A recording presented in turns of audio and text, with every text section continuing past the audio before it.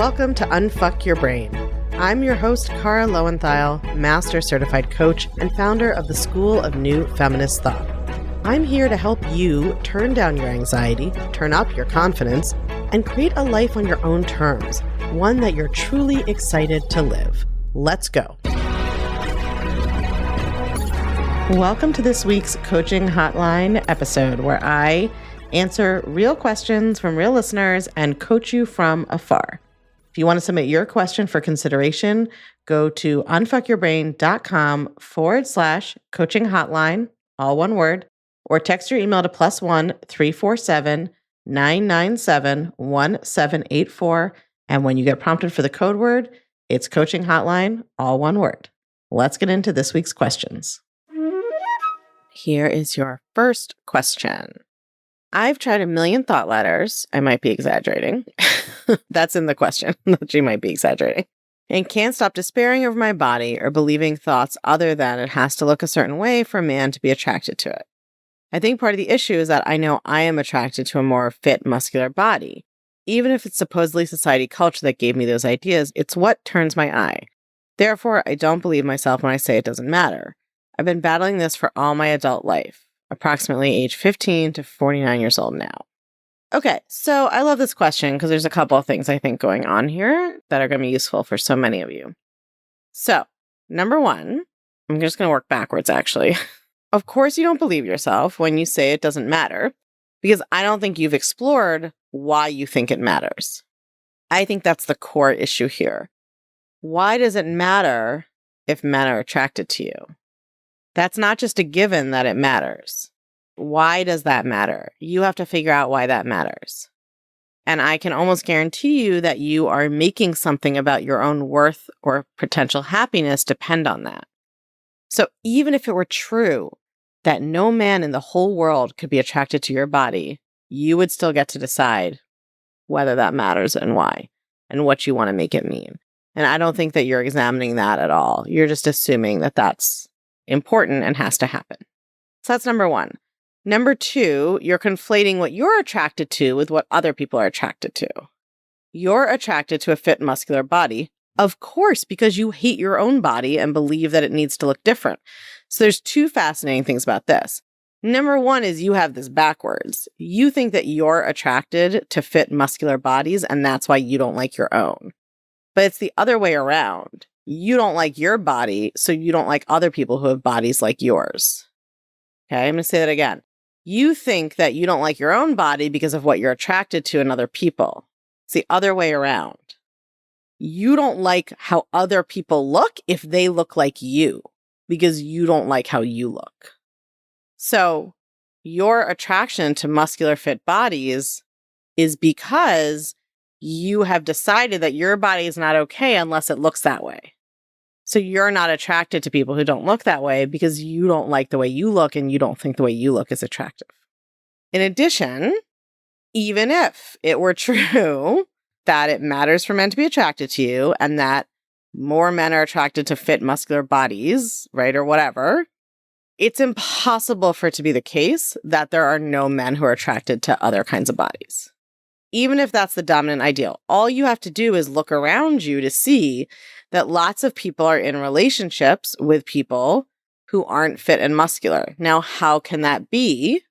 How can any woman who's not whatever the certain way is have a male partner if it's true that men can't be attracted to them? So you have a lot of thought errors going on in here. My guess is that the real work you have to do is why it matters for men to be attracted to you. I think you think that that's obvious and unquestioned. That's important for people to be attracted to us, or we have to have that in order to feel whatever. But I think what's happening is a vicious cycle where you don't love yourself or feel good about yourself. You think you need to have a partner in order to feel okay about yourself. And then you think, but men won't be attracted to me because of how I look. So it's just like this vicious cycle, right? You like want man to be attracted to you so that you can date them, so that you can feel better about yourself. That would be my guess. I don't know your relationship status, but you don't talk about your partner, so it sounds to me like you may be single or dating. But regardless, I think the three errors going on here is you're believing that what some men are attracted to is what all men are attracted to. despite the wealth of evidence in the world that that's not true. You're not going to look for that evidence.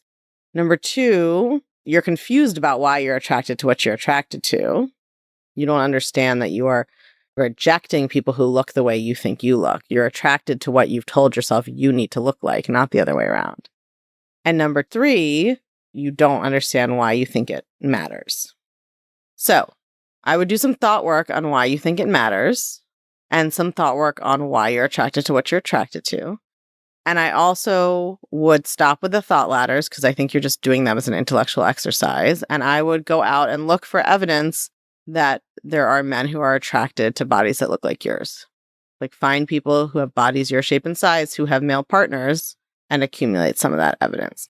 You may also have to get your thought ladder to be much more, you could try another thought ladder if you make it much more laddery, right? Telling yourself it doesn't matter is obviously your goal thought that you don't possibly believe. So it would need to be a much easier starting place. Like it's possible there are some men who would be attracted to my body. Like that's where I would start. Okay, such a good question because I know that question asker is not alone. All right, y'all. I know you're as tired as I am of having the top podcasts in wellness or health and fitness categories be a bunch of dudes who don't know anything about socialization and who are not taking women's lived experiences into account. So if you are looking for ways to support the show and more importantly, make sure the show gets to more people, please leave us a review on Apple Podcast or Spotify. And bonus points if you include a few lines about the way you use thought work and self-coaching or anything you've learned from the podcast in your daily life.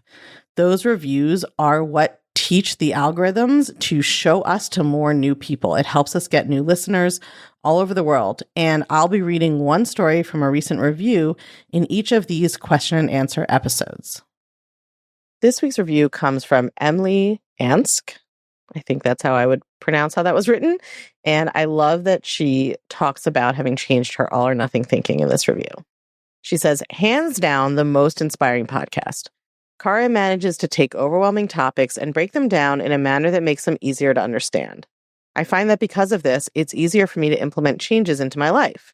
As someone with the all or nothing mindset, having these complex feelings and emotional responses broken down and explained helps me make realistic changes. Before, I felt obligated to make all of the changes at once and didn't understand why I couldn't instantly change, and then I'd inevitably feel discouraged from trying again.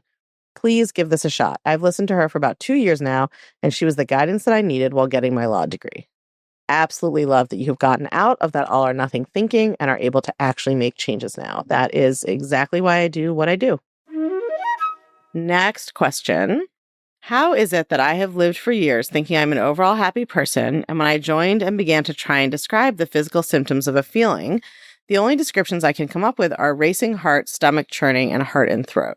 I cannot describe any other feeling. It's just empty, void, nothingness. Okay, such an interesting question because I have to say when I discovered thought work, I also probably would have described myself as an overall happy person.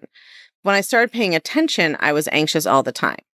And so I think there's two things going on there. I do think that I have always had a tendency to see good in the world or be optimistic from whatever baseline of terrible thoughts I had that I didn't know were thoughts. But basically the thought I'm a happy person is just a thought, and it may or may not actually be true, right? You can think it and it's not actually true. The descriptions you're coming up with sound to me like anxiety, racing heart, stomach churning, heart and throat. You said you can't describe any other feelings. It's just an empty, void nothingness. Okay, so those are very evocative terms, right? And that's not really what we mean when we talk about describing a feeling. Racing heart, your heart beating fast, that is physically concrete. Stomach churning, maybe. Heart and throat is not a concrete physical description. Your heart cannot be in your throat. So we don't really know what that means. So I think that you need to work on really describing those sensations physically, concretely, okay? Like so an alien can understand them. The other thing is that it's totally normal, and this is why I really wanted to answer this question. It's totally normal for anxiety or another negative emotion to be the strongest and the only one you can access for a little while. Those are the strongest emotions, and those are the ones you've been having the most. So that's pretty normal. I don't believe really it's true that you can't describe any other feeling. I just think you don't know how to do it yet. If you are a happy person, if you like have something you like doing or someone you love being around or whatever else, make a note to yourself to ask yourself how you know that, right? And check in with it. So if you have a kid and you can feel love for your kid, how do you know that you're feeling love? What does that feel like? So I would look for things in your life where you believe you do have positive feelings about them and then check in and see what your body feels like. But it's normal for it to be harder to describe than the negative ones. And it's normal for there to be something like anxiety or anger or shame, like some very strong negative emotion that you have most of the time, and that you kind of have to learn how to process and resolve sometimes in order to get to the other feelings. This is like a meta issue for all of you, not assuming that something has gone wrong in this thought work process. Just trying to trust the process and not try it once, try it twice, even try it 30 times and assume that it's not working, something's gone wrong. What if whatever you're experiencing, wherever you are, is exactly where you're supposed to be and exactly what you're supposed to be experiencing? Then you would be able to have patience with the process and try to trust it and keep practicing. Nothing has gone wrong. Whatever you are feeling or experiencing is fine. It's just an invitation to get to know yourself more and to learn something about yourself, right? That's a thought that's always available to you. Did you know that Take Back Your Brain, my first book, is available on hardcover, ebook, and audiobook? And I read the audiobook myself. So if you love the podcast, you are going to want to make sure that you get a copy of Take Back Your Brain, How a Sexist Society Gets in Your Head and How to Get It Out. It is everything you need to understand your brain and change your brain, start to finish, in one book.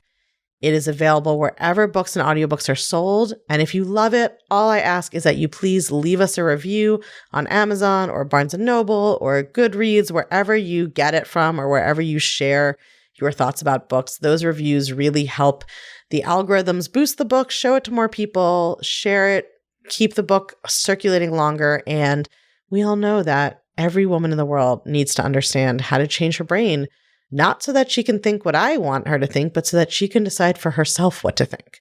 That's really what all of this work is about. That's what all of us are doing with the podcast. And that is now what the book is here to do as well.